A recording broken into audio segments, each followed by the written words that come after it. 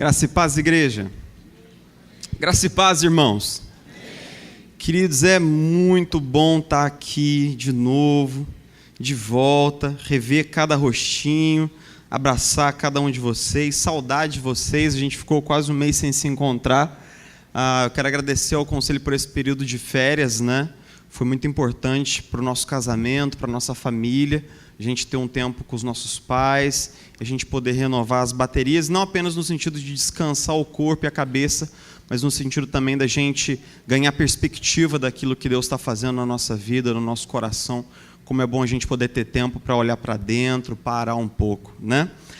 É muito bom estar de volta. Eu trago um abraço da nossa querida igreja presbiteriana Redeemer lá em Nova York, né? Reverendo David Bisgrove mandou um abraço para todos vocês. Quando eu falei assim, a gente cita muito a igreja de vocês lá na nossa comunidade, ele falou assim, mas vocês citam como? Em inglês? Todo mundo lá fala inglês? Eu falei, não, reverendo, por acaso a gente traduz, né? Por acaso a gente... tal. Bom, eu queria compartilhar uma mensagem com vocês que está no primeiro livro do profeta Samuel. Primeiro livro do profeta Samuel, capítulo 30, versículo 1.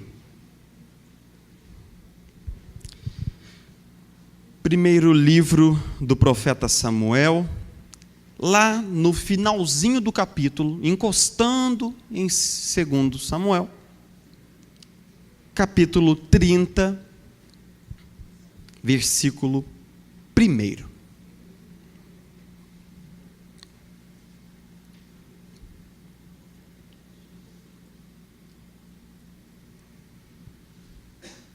Amém? Quando Davi e seus soldados chegaram a Ziclag no terceiro dia, os amalequitas tinham atacado o Neguebe e incendiado a cidade de Ziclag.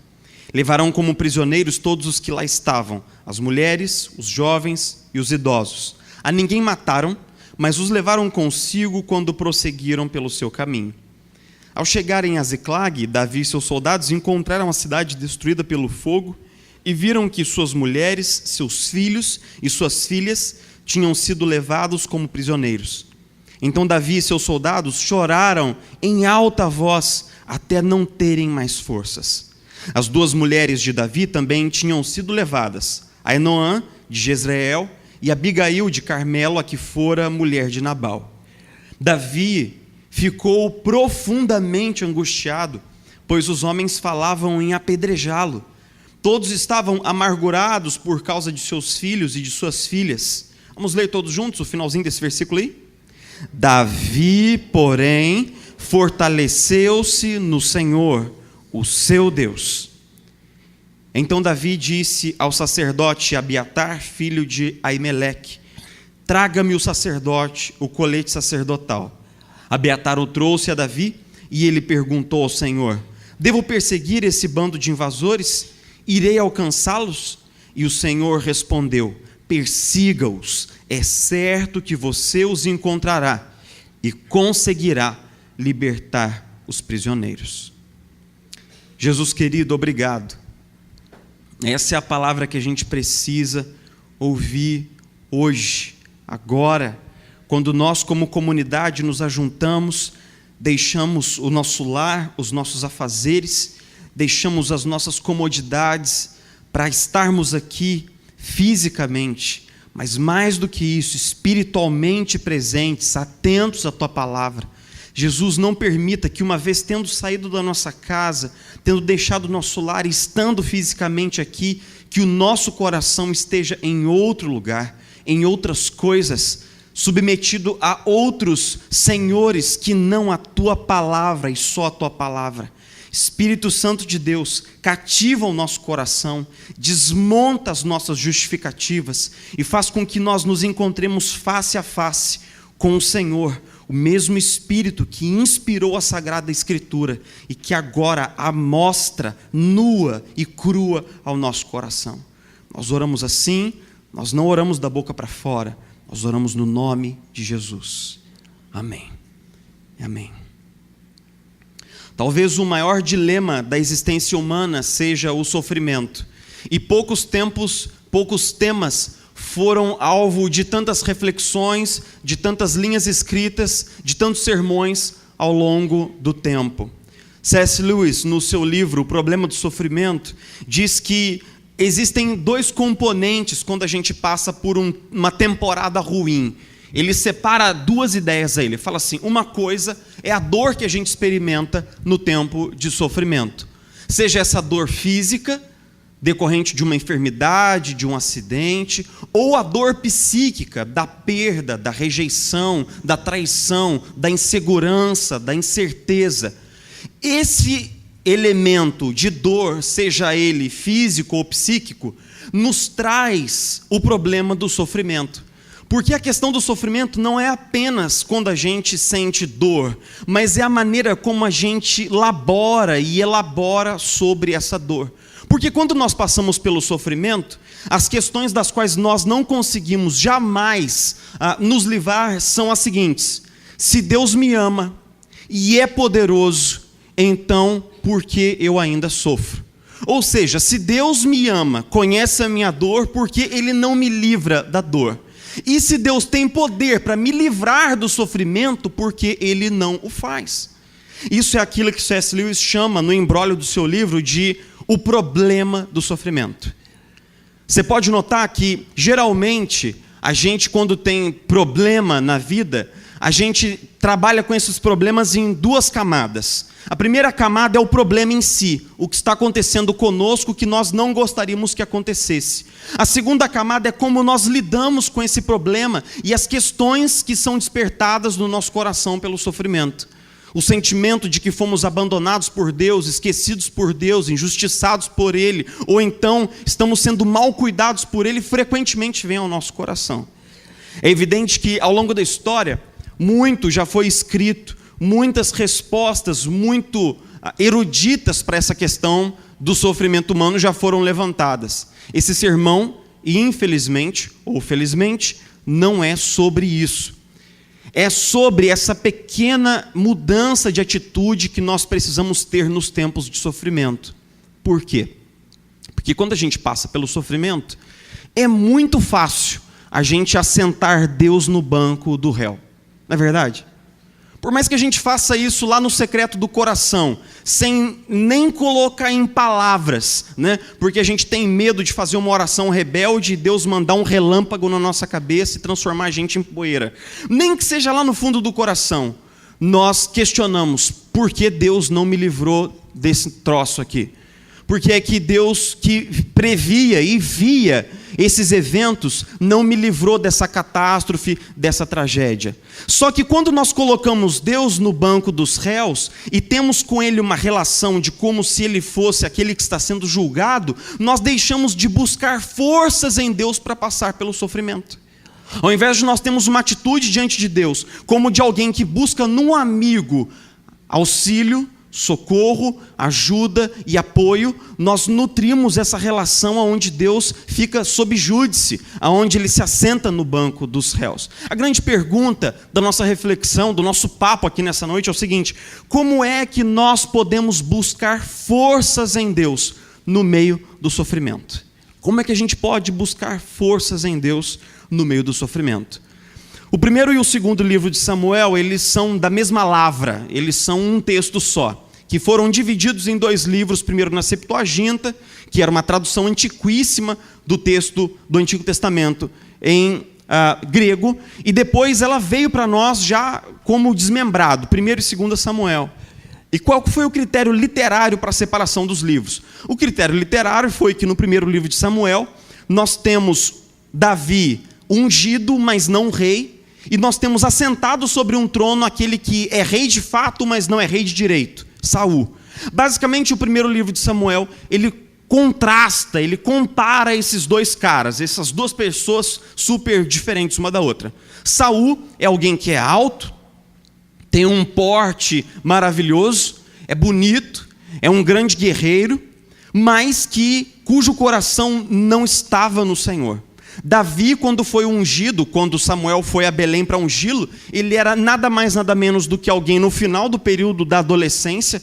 Era um menino magro, esguio, não era um grande guerreiro, não tinha um grande nome, não tinha atrás de si uma grande família, mas era alguém para quem Deus disse: esse é um homem segundo o meu coração. Então, no confronto dessas duas personagens, um evento é marcante, quando Golias vem e confronta os exércitos de Israel. Você se lembra? Ele desceu durante 40 dias a um vale, os exércitos estavam de cada lado do vale. Golias descia até o vale todos os dias e dizia assim: a gente não precisa ter guerra, a gente não precisa ter matança, isso é bobagem. Manda descer um cara que lute comigo, e quem venceu o duelo está fechado o caixão. O que quer dizer? Ele estava propondo uma batalha representativa em que um soldado de cada exército representaria toda a nação. Durante 40 dias ele foi até o vale, gritou, vociferou e ofendeu, até que no final dos 40 dias veio contra ele Davi. Você conhece a sequência da história. Davi manda uma pedrada na testa enorme daquele gigante, com a espada do próprio gigante, decepa a cabeça de Golias e inicia uma carreira meteórica de ascensão na história de Israel. É lógico que uma vez que Saul sabia que havia sido rejeitado por Deus, Saul viu em Davi um concorrente, viu uma ameaça e por 2 vezes tentou matar Davi com uma lança. Até o ponto de Davi sair dos termos do seu próprio povo, como se fosse um exilado, como se fosse um perseguido, um fora da lei, e ir morar justamente entre quem? Entre os filisteus. Nesse momento, aqui do capítulo 30, já conta mais ou menos algo em torno de 10 a 12 anos que Davi morava entre os filisteus. Ele havia se tornado um tipo de mercenário, um tipo de guerreiro que luta por dinheiro e afiliação, e ele havia sediado o seu exército, o seu pequeno exército, na cidade de Ziclag, e havia se tornado fiel a um dos príncipes dos filisteus. Ele prestava serviços de proteção a esse príncipe dos filisteus. Passados tantos anos, Saul conclamou os filisteus a uma guerra. E justamente quando os príncipes filisteus estavam se ajuntando, no capítulo 29, Davi vem em socorro do seu príncipe, do príncipe da cidade de Ziclag.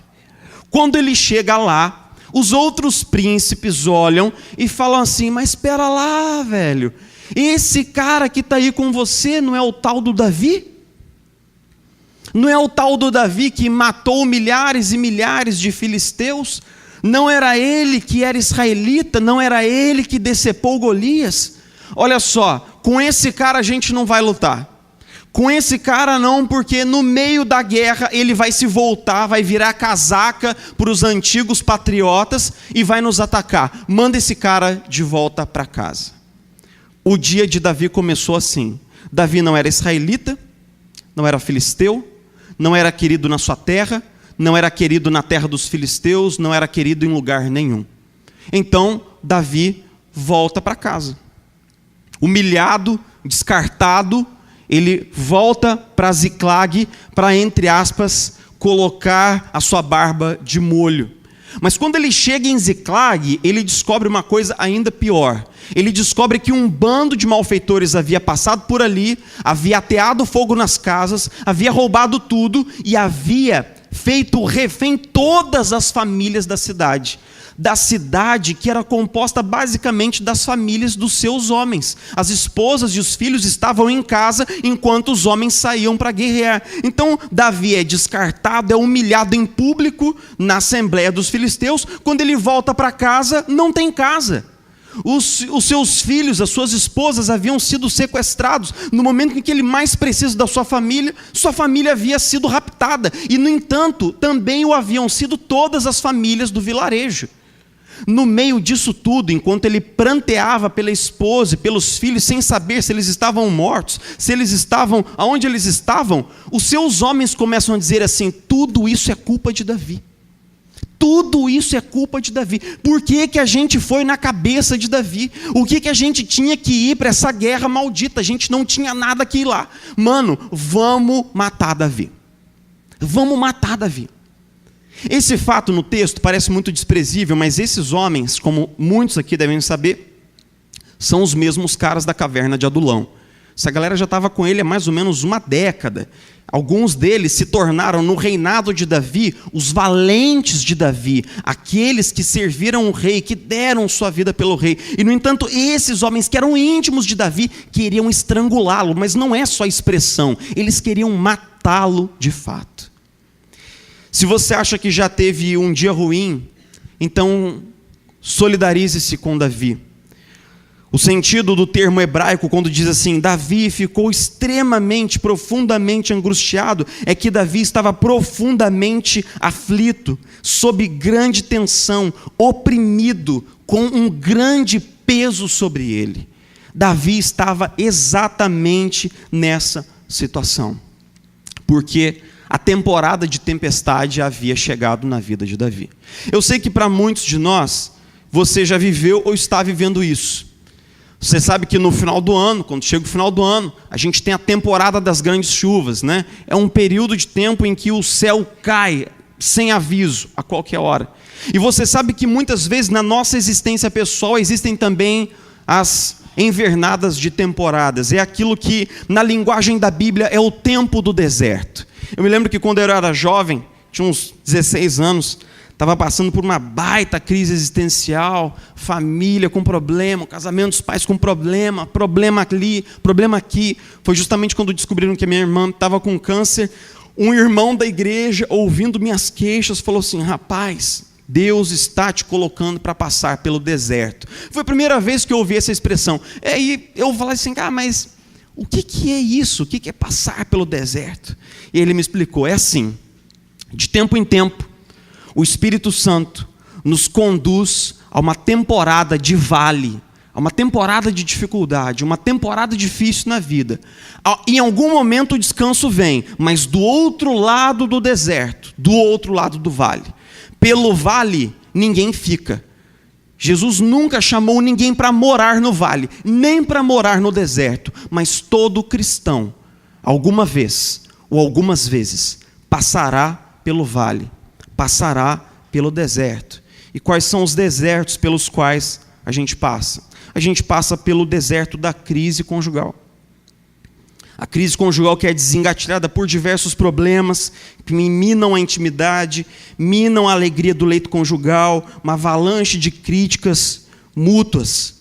A gente passa pelo vale do desemprego, a gente passa pelo deserto do medo de perder o emprego, da falta de dinheiro.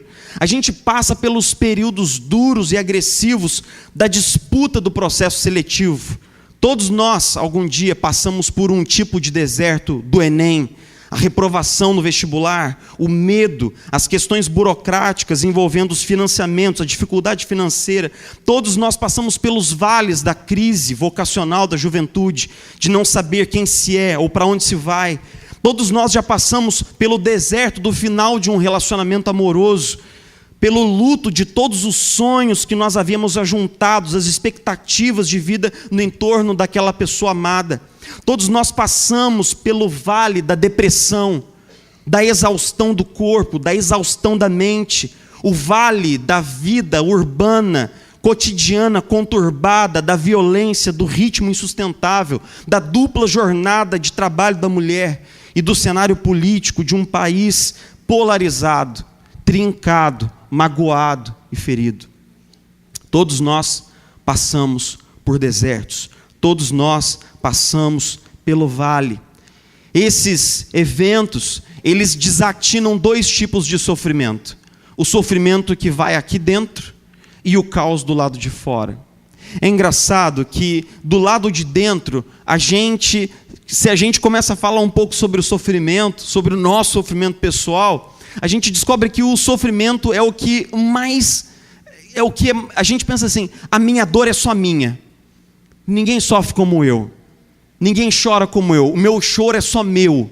E, no entanto, quando a gente vai para o pequeno grupo, e lá no pequeno grupo a gente começa a contar como a gente chora e por que a gente chora, a gente descobre que nós choramos pelas mesmas coisas, e choramos quase do mesmo jeito, porque todos nós sentimos ansiedade, medo, sentimento de injustiça, sentimento de abandono, falta de esperança, desânimo, raiva, ódio, dúvida, incerteza, sentimentos de isolamento, sentimentos de derrota. Eu sei que o diabo ele tem uma artimanha muito suja e sutil. Ele fala assim: a sua dor é muito grande, a sua dor é muito grave, a sua dor é muito sua. Ninguém sabe o que é sofrer como você. E é justamente quando essa pílula entra pela garganta e faz efeito, é que nós nos sentimos isolados no nosso sofrimento. Porque muitos que estão aqui me ouvindo nesse exato momento pensam que só você passa por isso. Não é assim? Só eu passo por isso. Ninguém sabe o que é estar no meu lugar. E às vezes essa lógica do só eu passo por isso nos impede da gente sentir que a gente faz parte de uma comunidade que sofre conosco, e nos impede até de sentir que Deus está sofrendo conosco. É exatamente nesse momento em que, ao invés de ter em Deus alguém em quem nós buscamos força no meio do sofrimento, nós o colocamos no banco do réu no meio do sofrimento. E todas as questões que vêm ao nosso coração são apenas: por que eu, Deus? Por que eu? Por que eu? No meu bairro mora tanta gente, por que o Senhor mirou em mim? Por que o Senhor não podia acertar o vizinho, mudasse 5 metros para lá, já era uma maravilha? Por que o Senhor não acertou o crente do banco aqui, no meu lado aqui, ó? O Senhor muda 30 centímetros, acerta o outro. Acerta um pouco o outro, Deus. Desvia de mim.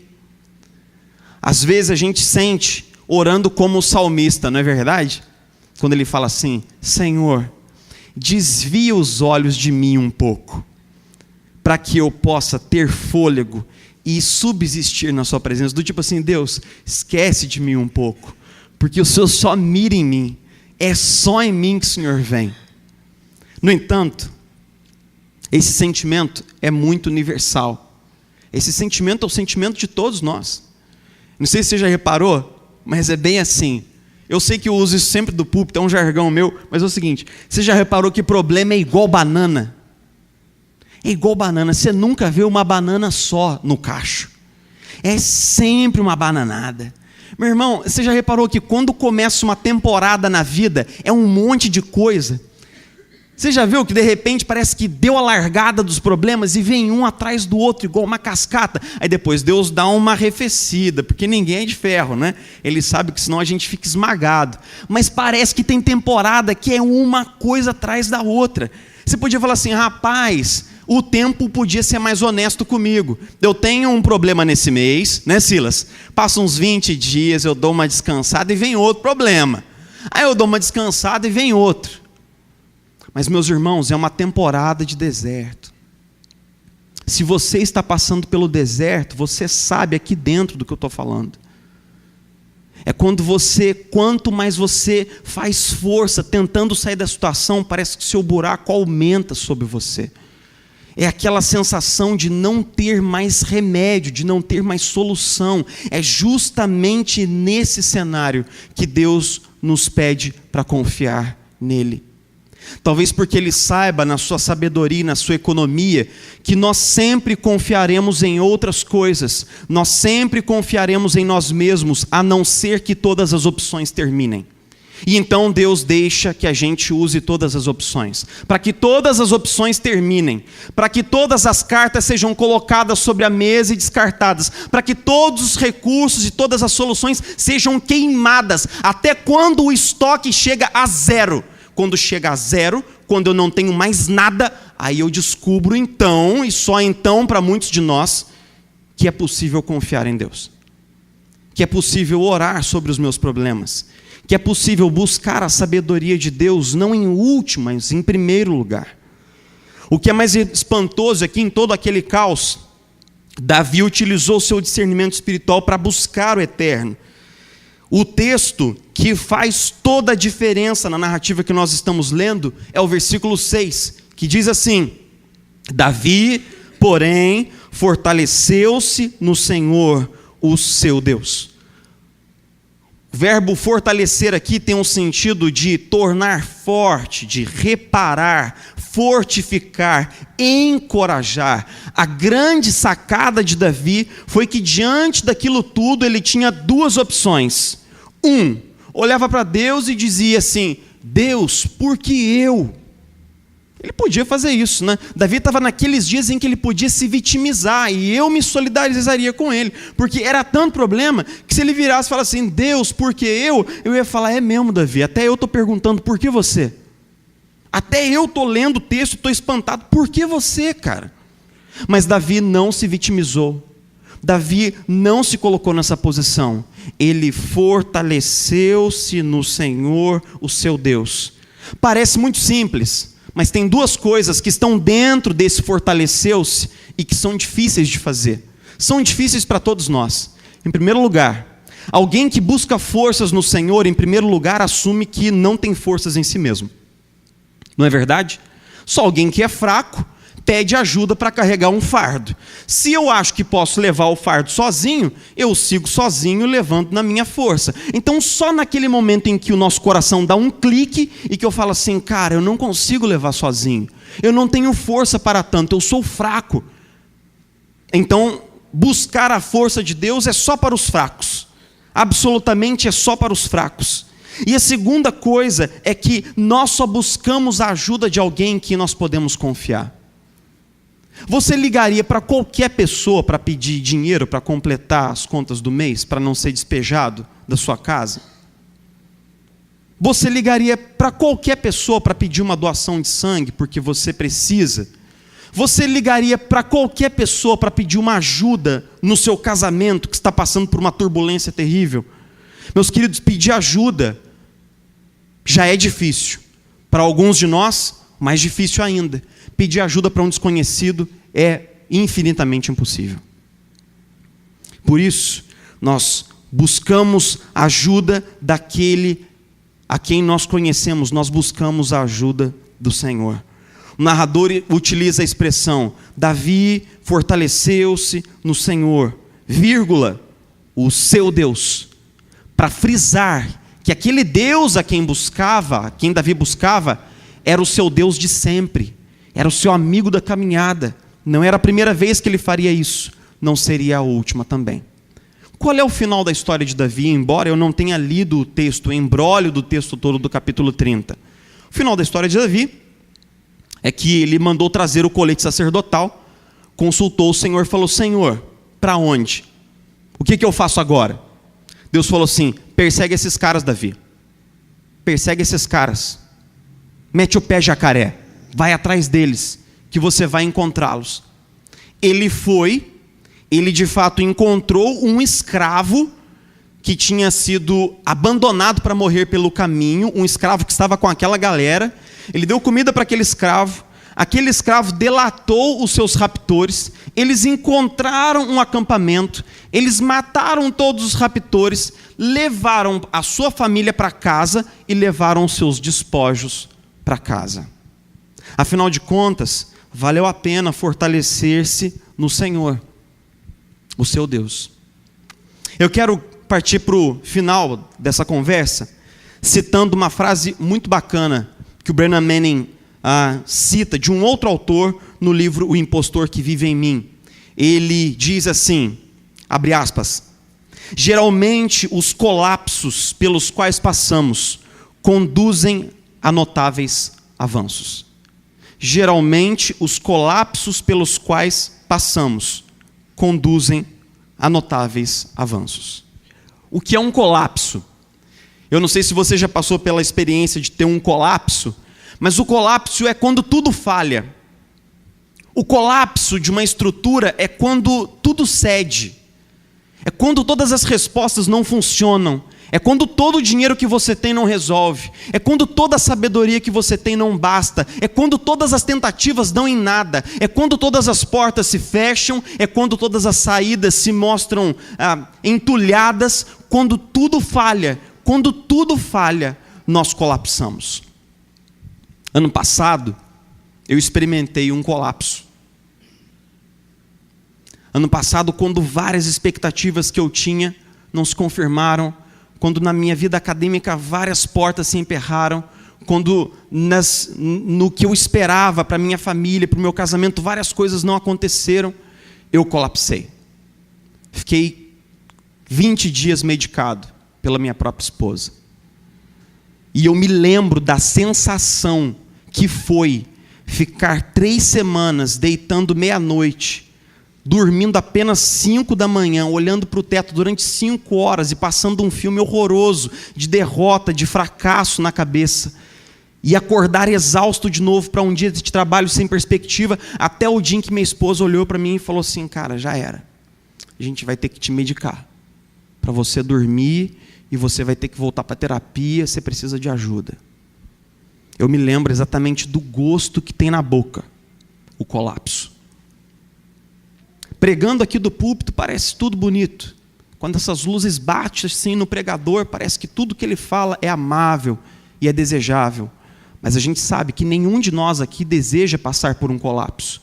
Mas, no entanto, para muitos de nós, o colapso é necessário. Porque a não ser que a gente venha colapsar totalmente, a gente nunca vai se lançar nos braços de Jesus como a gente pode e deve fazer. A não ser que a gente venha se quebrar totalmente no processo, a gente não vai aprender a depender de Jesus e a confiar nele como a gente pode e deve fazer. No colapso acontecem coisas notáveis. Porque no colapso nós descobrimos que nós podemos contar com um Deus que nos envia uma mensagem de apoio e de esperança. Então eu quero caminhar para o final, falando sobre 3 coisas práticas que a gente pode fazer para confiar no Senhor de todo o coração e buscar forças nos tempos de sofrimento e de colapso. Em primeiro lugar, não corra do Senhor, corra para Ele. No sofrimento, ao invés de você correr do Senhor, corra para Ele. Evite tentar resolver a situação sozinho. Evite ter um foco exaustivo no problema. Mantenha o seu foco no Senhor. Busque intencionalmente o Senhor. Ore mais. Leia mais a Escritura. Separe um dia da semana para fazer um jejum e se consagrar ao Senhor. Busque a comunidade. Busque aconselhamento espiritual. Marque um gabinete com o seu pastor. Vá ao seu pequeno grupo. Busque o Senhor. Muitos de nós, quando estamos precisando do Senhor, quando nós mais estamos precisando do Senhor, nós nos afastamos dele. Meus irmãos, que razão haveria em você evitar ver um médico quando você está doente? É a mesma lógica. Você precisa do Senhor sempre, mais ainda quando você está quebrado, sofrido, dolorido. A segunda coisa, evite os extremos. A gente crente usa muitos jargões certos para as coisas erradas. A gente usa uma série de jargões de crente, que é Deus está no controle, Deus tem um plano, mas só para evitar o sofrimento. É um mecanismo de escape, de escapismo. É quando a gente usa a doutrina certa, mas pelo motivo errado. Meu irmão, não negue o seu sofrimento e nem se renda a ele. Nesses 2 extremos a gente não pode ficar. Um extremo é você se abraçar ao seu sofrimento e ser jogado ao fundo por ele. Nesse extremo a gente não deve ficar. Mas o outro extremo é negar o sofrimento e fingir que está tudo bem. Se não está tudo bem, você precisa saber que não está tudo bem. Tempo de luta é tempo de chorar. E tempo de deserto é tempo de deserto. A gente tem que encarar a realidade. Sinta a sua dor, mas não se deixe neutralizar por ela. E por fim, construa a sua vitória de dentro para fora. Eu sei que quando a gente está com uma pedra no sapato, tudo que você quer é chegar em casa, fazer o quê? E tirar o sapato. Você já andou na rua com um sapato apertado no pé, aquele sapato novo que machuca, aquele salto que você comprou que é maravilhoso, mas que detona o seu pé? O que você quer? Você quer só chegar em casa e tirar o sapato. Então, quando a gente está passando pelo sofrimento, é a mesma lógica. A gente ora apenas para que Deus tire o sofrimento. A gente pede um milagre, o milagre da retirada do sofrimento.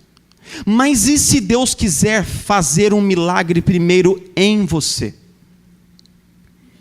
E se Deus responder para você como diz para Paulo: Paulo, eu não vou tirar o espinho, eu vou manter o espinho aí, porque o milagre que eu vou fazer não é tirando o espinho, é trabalhando na sua vida através do espinho.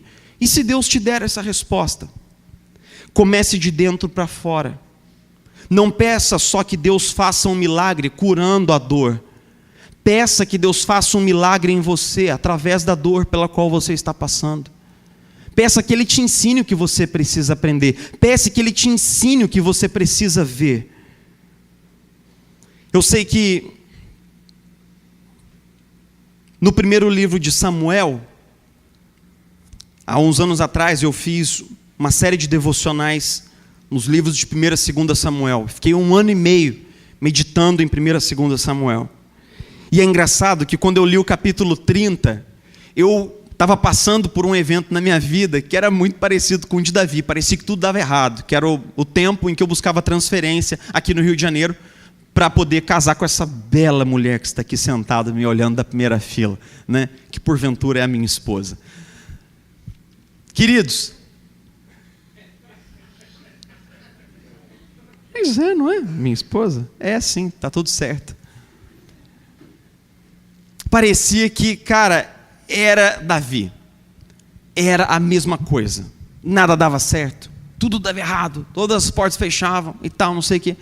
Aí eu fiquei tão indignado pelo que Davi passou, que eu terminei o capítulo 30 falando assim, numa boa, né? Só lá na minha vida de oração, Deus, eu falei: aí Deus, que vacilo, hein? Mas que vacilo. Mano, o cara perdeu a família, o cara foi desterrado, o cara foi perseguido, o cara teve a oportunidade de matar o rei, não matou o rei, te obedeceu. Que vacilo que você deu com ele. Deus, tem hora que você manda muito mal, velho. Tem hora que você faz as coisas, tudo parece que faz de qualquer jeito. Aí fiquei com aquilo no coração e meio que ali, na minha DR com Deus ali. Aí eu terminei o devocional no primeiro livro e começou o segundo livro. Essa guerra que Saul convoca contra os filisteus é exatamente nessa guerra que Saul morre. No capítulo 31, ele morre no campo de batalha. Quando ele morre no campo de batalha, Davi percebe que ele já não precisa mais ficar morando entre os filisteus e ele volta para casa. Ele volta a morar em Judá. Então os anciãos de Judá vão e o coroam rei. No primeiro capítulo do segundo livro de Samuel. Note, se ele tivesse sido aceito para lutar do lado dos filisteus, provavelmente os judeus e os israelitas o veriam como um traidor da pátria. E quando Saul morresse no campo de batalha, é lógico que se espalharia o burburinho de que foi justamente Davi que o matou, porque Davi era o grande desafeto de Saul. Então era importante que Davi não estivesse lá. Era importante que Davi não lutasse contra o seu próprio povo naquela ocasião. E era importante que Davi desse uma última prova de fidelidade a Deus antes de ser colocado no trono. Sabe por quê? Porque da mesma maneira como Davi consultou a Deus aqui em 1 Samuel 30, ele consultará a Deus outras 5 vezes no seu reinado, dizendo: Deus, onde devo estabelecer a capital? Em Jerusalém. E Davi obedeceu. Senhor, devo lutar contra fulano? Sim, vai, você terá vitória. Davi estava sendo preparado para algo que ele ainda não via. Por que eu quero terminar esse sermão assim? Tem muitas coisas na vida, meus irmãos, muito do nosso sofrimento, que a gente nunca vai entender. Mas alguma parte do nosso sofrimento, Deus decidiu usar com um propósito. Muito do que a gente passa tem um propósito mesmo. Eu não quero dizer que Deus tem que a gente vai perceber todos os propósitos que Deus tem em tudo que Deus faz. Eu sei disso. Eu sei que eu vou passar a vida inteira sem entender por que minha irmã morreu, por que algumas coisas aconteceram. Eu vou passar a vida inteira. Talvez lá do outro lado, na presença dele, eu entenda completamente. Mas hoje, olhando para trás, eu vejo que muito do que Deus me submeteu à espera, a fracassos, a frustrações e a derrotas, foram importantes para mim, para o meu caráter, para a minha formação, para que eu aprendesse a confiar nele e depender dele. Meus queridos, que você não desanime diante do seu sofrimento. que você busque forças em Deus no seu sofrimento, que você busque forças no Senhor para passar pelo tempo de deserto. Essa é a minha oração, esse é o meu desejo, e é assim que eu quero orar com você agora. Jesus querido, muito obrigado mesmo. Muito obrigado porque nós temos certeza, Jesus, de que no sofrimento pelo qual nós estamos passando, nós não estamos passando sozinhos. Obrigado, Jesus, porque talvez o Senhor nunca nos dê resposta definitiva para algumas coisas que a gente viveu. Talvez a gente siga ainda muitos anos sem entender o porquê ou para quê. Mas a tua cruz nos garante que, independente do que nós estamos vivendo, independente do trecho do caminho pelo qual nós estamos passando, o Senhor está conosco. Porque na cruz o Senhor tomou sobre si o nosso sofrimento. Na cruz o Senhor tomou sobre si nossas feridas. Na cruz o Senhor tomou sobre si, Jesus, as nossas pisaduras. Sim, Jesus, o Senhor se colocou no nosso lugar de dor e sofrimento na cruz do Calvário.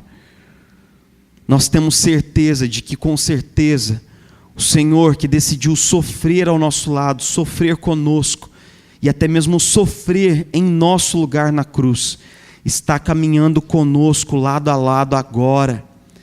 Então, Jesus, eu peço, eu oro, nós oramos juntos aqui, comunidade, pedindo para que o Senhor derrame consolo, abrigo, segurança, espírito de fortaleza, renovo e ânimo no coração mais cansado aqui nessa noite.